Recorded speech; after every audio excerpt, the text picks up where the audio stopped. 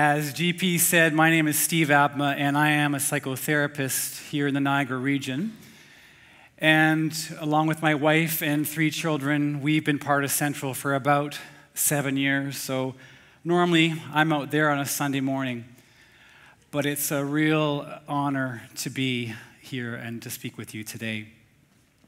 We've been talking through this U 2.0 series, talking about mindsets. And in week 1, we talked about the freedom mindset. In week 2, we learned about the generosity mindset. And because I'm a psychotherapist and my role is to help people grow, I was asked to speak today about growth. Specifically, how to develop a growth mindset. And I'd like to start off by asking you a question that's going to hopefully engage your imaginations a little bit. I want you to imagine that you have a time machine, and that time machine could take you 1 year into the future from today. And then I want you to look back over the year, and I want to ask you to imagine that you've grown in some area of your life. So as you're looking back, what are you seeing yourself doing in that area that would show you that you're growing? Maybe if you're a parent, you'd say, well, I'd be seeing myself spending more time hanging out with my kids. Or maybe you'd see yourself quitting a habit that wasn't good for you and maybe starting a new habit. I want you to think about that as I'm speaking today. Where do I want to grow? And what would be signs that I'm growing? Well, obviously, we don't have a time machine and we can't travel to the future, but we know someone who knows our future, and that's God. God exists outside of time, so he knows the you that you are now, and he knows the you that you're going to be in the future, the fullness of the person he created you to be. You know, when you go to a garden center and you buy a plant or a young shrub, and it comes with a picture of what that plant or shrub will look like when it's fully grown and mature. God has a picture of you, and he wants you to become more and more like that picture. I like to define growth this way: becoming more like the person God created you to be, and doing the kinds of things that God created you to do.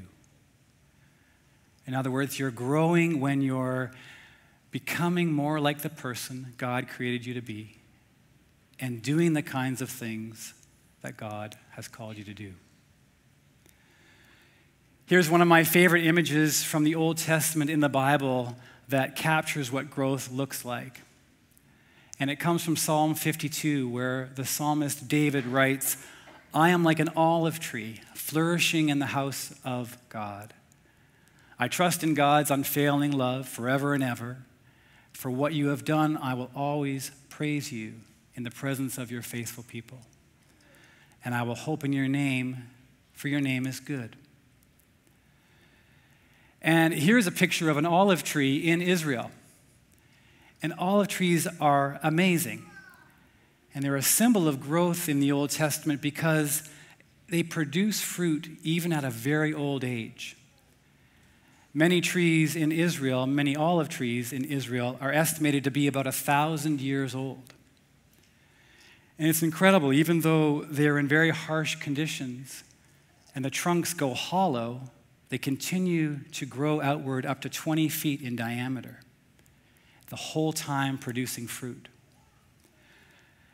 And so whatever age you're at, whatever stage of life you're at, whatever situation you're in, God has designed you to grow and flourish also, just like the olive tree.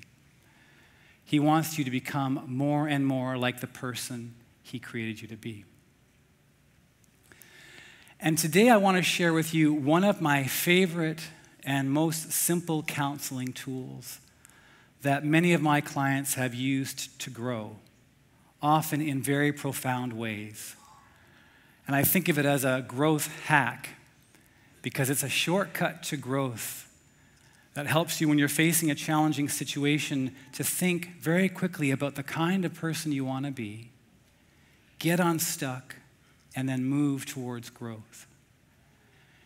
And I'm going to tell you a few short stories today that demonstrates how this growth hack works. And the first story I'd like to tell you is about a past client, and we're going to call him Dan, not his real name. And Dan has allowed me to tell this story today. He came to see me for therapy because a few months before, his brother had asked him to be the best man at his wedding. And for most of us, being invited to be part of a wedding party would be an exciting and enjoyable event. But for Dan, this was a nightmare. About 5 years prior to this, Dan was at a social gathering with his family. He started to feel a bit unwell, and then he fainted. It really scared him. He went to his doctor, they did a bunch of tests, and it turns out, doctors said, there's nothing wrong with you. Maybe you had low blood sugar, you just weren't feeling all that great. No reason to worry.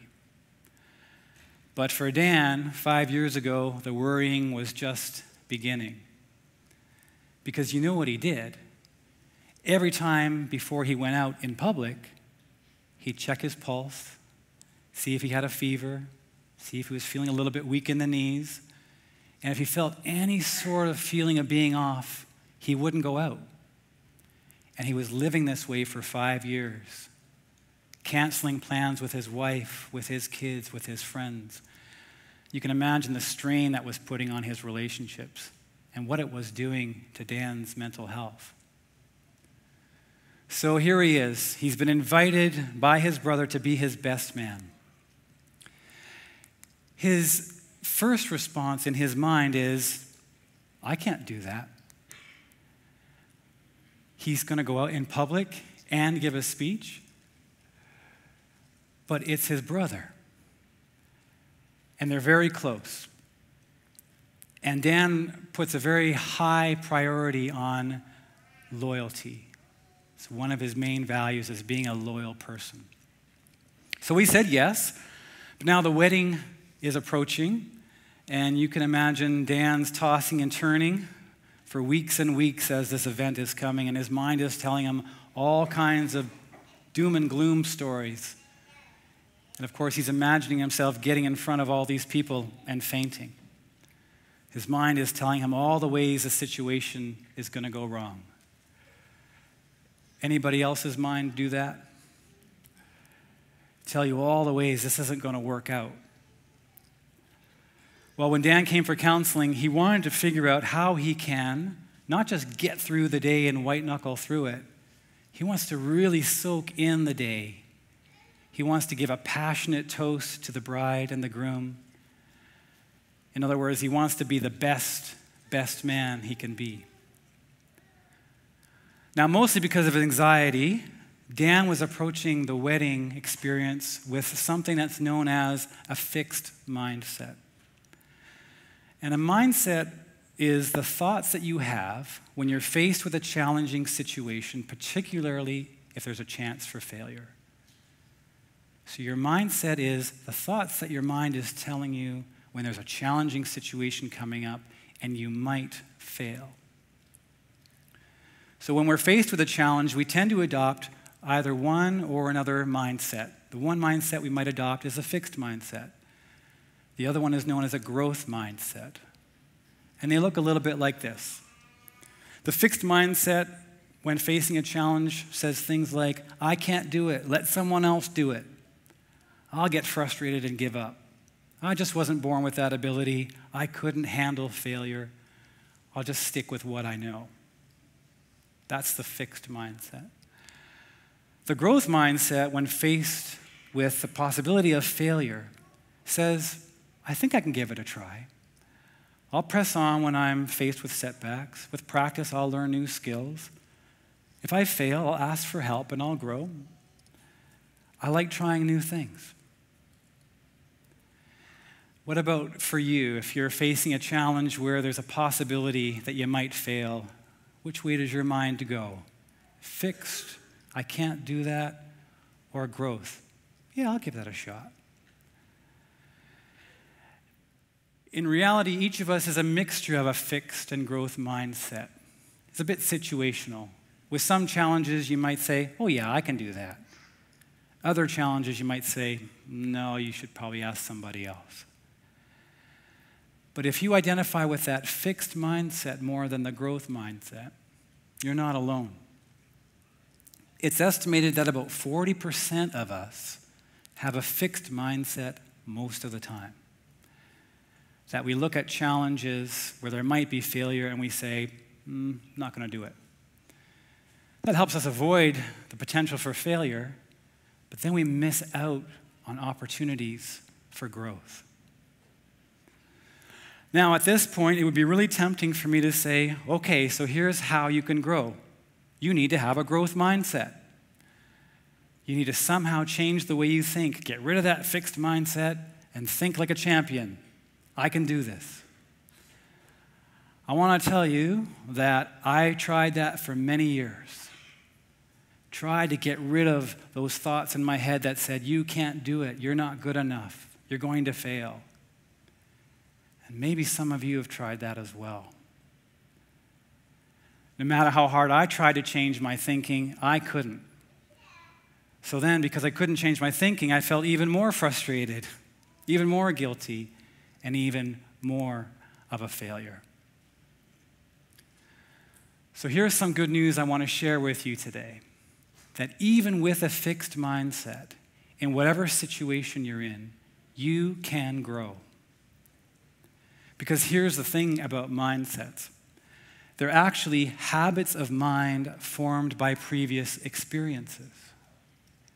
Habits of mind formed by previous experiences. In other words, your mindset is created by your experiences, not your thinking. For example, before learning to ride a bike, a child might think, oh, it's too hard, I can't do it, I might get hurt. But maybe her parents encourage her and push her, and she thinks about, oh, I want to ride my bike with my friends. So she's motivated and she learns to ride and then changes her mind about her abilities. In other words, we don't have to feel capable before we do something. We do something, and then we feel capable. And then our mind applies that feeling and that experience to another experience. The child who learns to ride her bike begins to feel more capable and more confident about her ability, so then she tries something else. That's how a mindset is formed. Richard Rohr, who is a Franciscan priest, says this idea perfectly. He captures it so well by saying, we don't think our way into a new way of living. We live our way into a new way of thinking. We don't think our way into a new way of living. We live our way into a new way of thinking. I'm going to finish Dan's story, but I want to start with another story, and this is a story in the Old Testament in the Bible, and it's a very well-known story about Moses. It's a very dramatic story in the Old Testament where Moses meets God, who appears to him from a burning bush. And God asks him to do something seemingly impossible. Go to Pharaoh, the mighty ruler of the ancient world who's using Israelites as slaves to build his kingdom, and to tell Pharaoh to let the Israelites go free. Moses is totally overwhelmed and feels completely underqualified to do this. Even though God assures Moses he will be with him, God even says, I'm going to give you the words to speak. Here's what Moses says to God. "O Lord, I am not very good with words. I never have been, and I'm not now, even though you've been speaking to me. I get tongue-tied, and my words get tangled." He's trying to convince God, send someone else. I can't do it. I might fail. Which mindset does Moses have here? A fixed or a growth? God is calling Moses to be the leader that he made him to be, and Moses is responding with a fixed mindset. But look what happens. Even with his fixed mindset, Moses wants to obey God, and he wants justice for his fellow Israelites who are enslaved. And so Moses takes action. He goes to Egypt. God goes with him, works powerfully through Moses to convince Pharaoh to set the Israelites free. And later in the story, Moses is leading the people out of Egypt. Pharaoh changes his mind, takes his army to try to recapture the Israelites. And look at the transformation that happens in Moses' mindset. Now we're in Exodus 14, and in verse 10 we read, "As Pharaoh approached, the Israelites looked up, and there were the Egyptians marching after them. They were terrified, and they cried out to the Lord. And Moses said to them, answering the people, 'Do not be afraid. Stand firm, and you will see the deliverance of the Lord. The Lord will fight for you. You need only be still.'" These words came from the same guy who, before going to Egypt, was trying to convince God that he wasn't good with words. Before obeying God, Moses had a fixed mindset about being a leader. But by taking action, his experience with God transformed his mind. And he became more like the person God created him to be. So notice the pattern here. Action plus experience leads to a growth mindset. So back to my client, Dan. Like Moses, Dan's mindset did not change before he had to give the speech. He tried to think more positively. People were trying to convince him he can do it. Nothing worked. So when Dan came to me for counseling, I asked him a simple question. I asked him, "What kind of brother do you want to be?" Dan said, "I want to be a loyal and dependable brother." So then I asked him to imagine, what would a loyal and dependable brother do in your situation? Once Dan identified specific actions that a loyal and dependable brother would take, we broke those actions down to steps so that he could start moving towards being that kind of brother. And so Dan started writing and rehearsing his speech. He practiced some strategies that we worked on to help him with the anxiety that he knew was going to show up. He practiced the speech over and over, the whole time reminding himself, not, "I can do it, I can do it, I can do it," reminding himself, "I am being a loyal and dependable brother." And that's what motivated him. The day of the wedding came, and he gave his speech. But I want to tell you, he didn't just give the speech. He told me later he actually enjoyed the speech and that it was a pretty decent speech.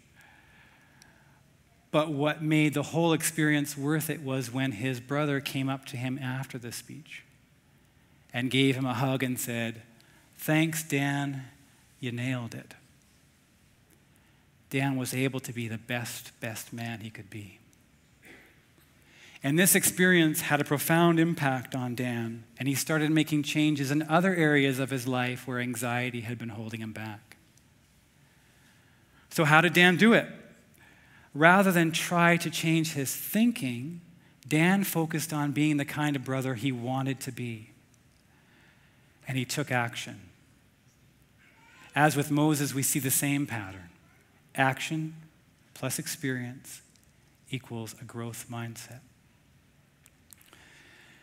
In any challenging situation, we can ask ourselves, what kind of person does God want me to be? When we remember the kind of person God wants us to be, we will be motivated to take action to become more like that person. And then we will experience growth, and then our minds will be transformed. My client Dan saw this. Moses saw this. And I've seen this in my own life again and again. My oldest son recently entered the time of life that nearly every teen anticipates and nearly every parent dreads. And it's that rite of passage known as learning to drive. I taught him how to shave, how to use a record player, how to make a grilled cheese sandwich. And now teaching my son to drive was another opportunity for me to live out some important values in the area of parenthood. Being available, giving guidance, and making a difference in my children's lives. But I was initially reluctant to start helping him drive because along with having values as a parent, I also value my life. And the thought of my excitable 16-year-old son driving our car with me in the passenger seat sent my anxiety through the roof. And for about 2 weeks after he started driving, I didn't go with him. My wife went with him. His manager at work went with him. Probably strangers off the street were going with him. He just wanted anyone to take him. And he came to me and he started telling me about what he was learning. And then it hit me. I'm not being the kind of dad I want to be. But I have a problem. Going with him to be the kind of dad I want to be creates a ton of anxiety for me. My mind starts telling me all the kinds of ways this is not going to go well.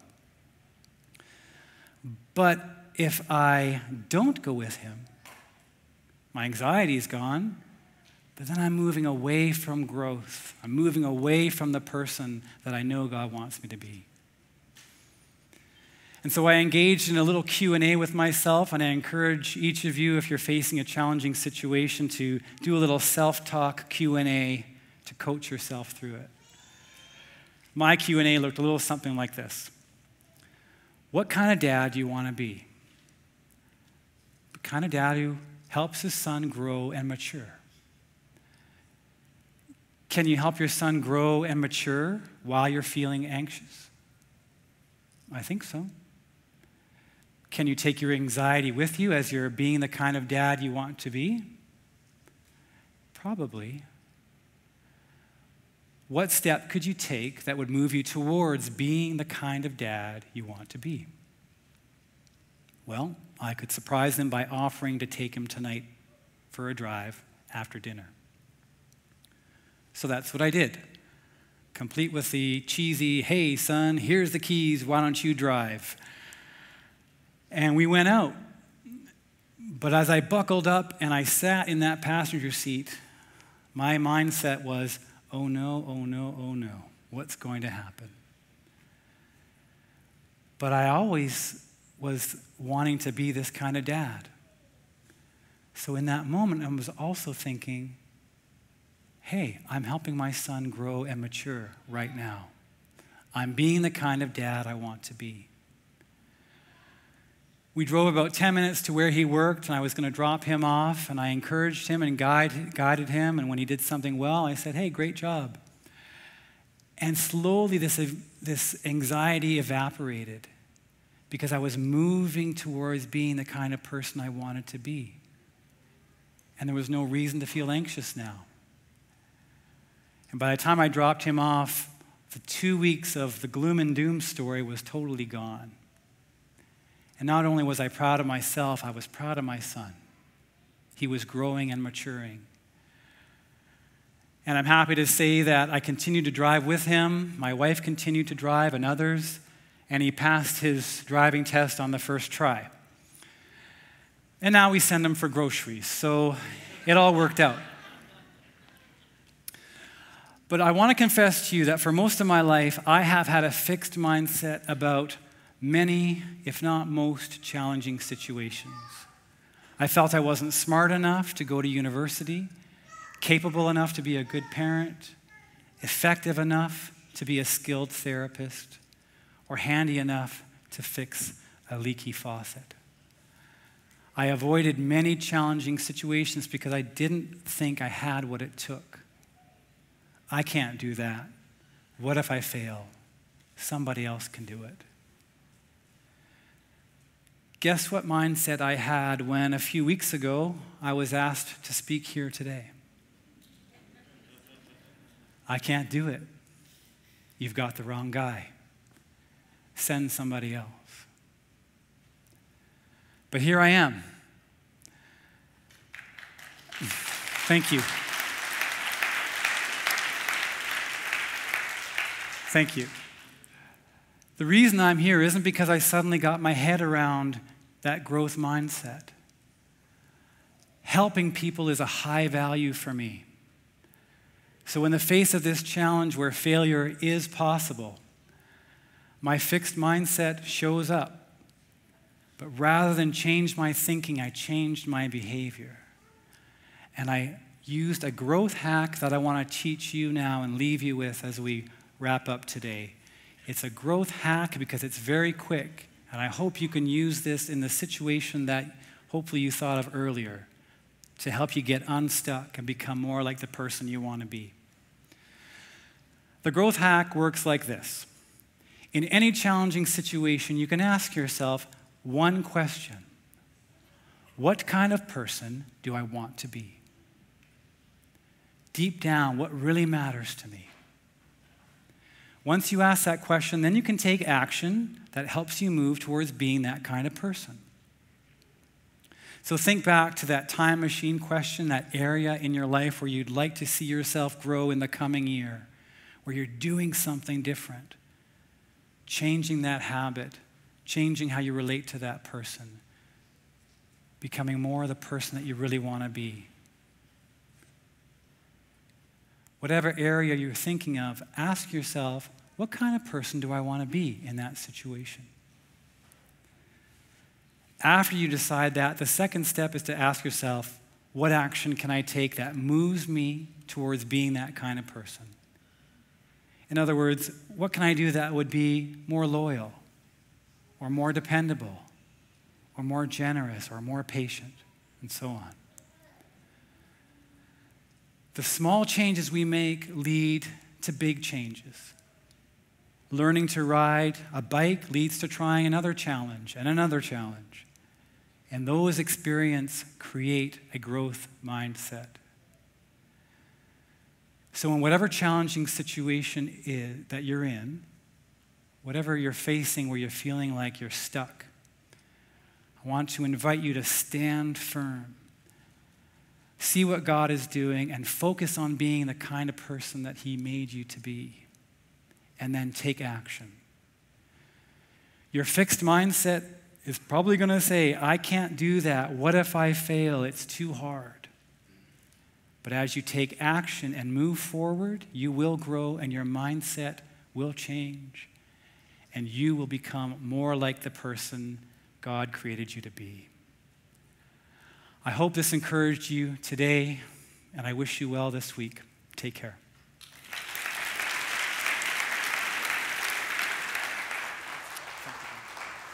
That was awesome. I hope that you soaked that in, right? Because the truth is that this has been an area that has helped me so much. And so I was actually thinking about applying this in my own life. And so I did the time machine analogy, and I jumped a year ahead. And here's what I saw. I saw myself in the kitchen dancing to country music while holding a cat because the Toronto Maple Leafs had just won the Stanley Cup. That's what I saw. So I'm going to take action on that. I'm going to get in my car, crank up those country tunes, adopt a cat, and buy a Toronto Maple Leaf jersey because no, I'm just kidding. I'm not going to do that. But seriously, this is what I've learned in my life, that the easiest step is just one step.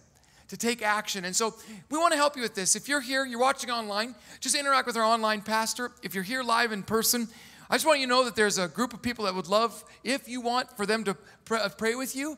Maybe that one action step is just step out of your comfort and ask for some help. Or just see someone like dressed in blue like this at the great big blue wall. And maybe the next step is to get in a group A group of people who will help you change the way that you think about by taking small steps of action toward the person you want to be. And again, I just want to remind you of a couple of quick things. We have tours all next weekend, so please come out. I'll be happy to show you around the place. It's going to be amazing. That's next week, Friday, Saturday, and Sunday. And remember that tomorrow is election day, so get out and vote. Make sure that you vote so that your voice is heard because you matter. And so, today, I bless you with the reality that whether you believe it or not, know it or not, there's a God who made you. And this God created you with so much incredible potential and power. And so if you feel that you are locked in a limited mindset, could I just encourage you that we believe in a God who unlocks those by giving us growth mindsets. And may you learn to take even that one step this week, even if it's small, maybe even if you feel it's insignificant, so that you can become the person that God created you to be. And so go in his power and his strength. I bless you in the name of the Father, the Son, and the Holy Spirit. Amen.